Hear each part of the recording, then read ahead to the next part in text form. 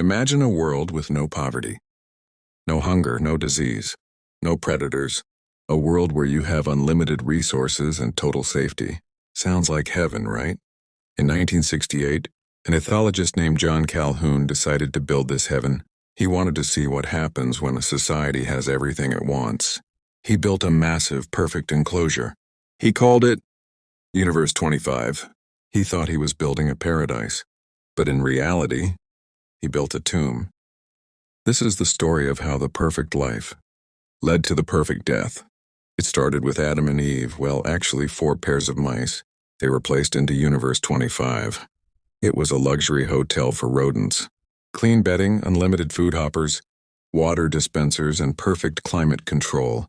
For the first 100 days, it was a dream. The mice realized there were no threats. No cats, no traps. The population exploded. It doubled every 55 days.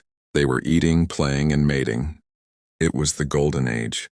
Calhoun watched from above. He calculated that the box could hold 3,800 mice comfortably.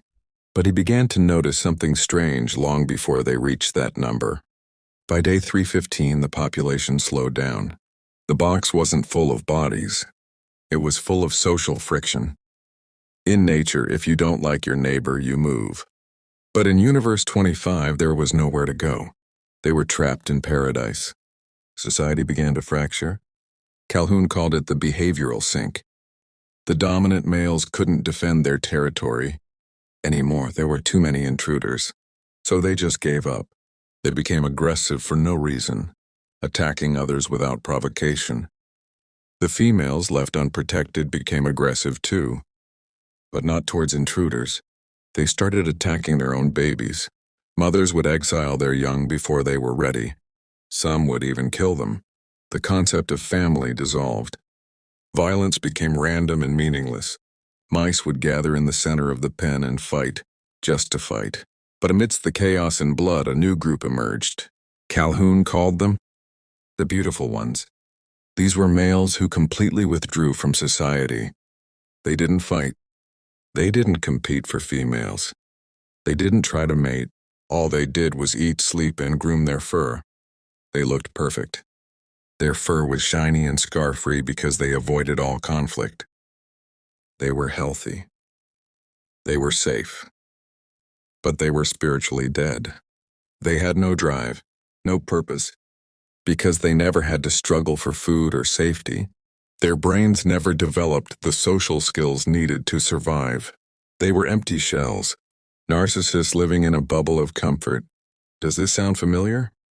Eventually, the population peaked at 2,200, far below the maximum capacity.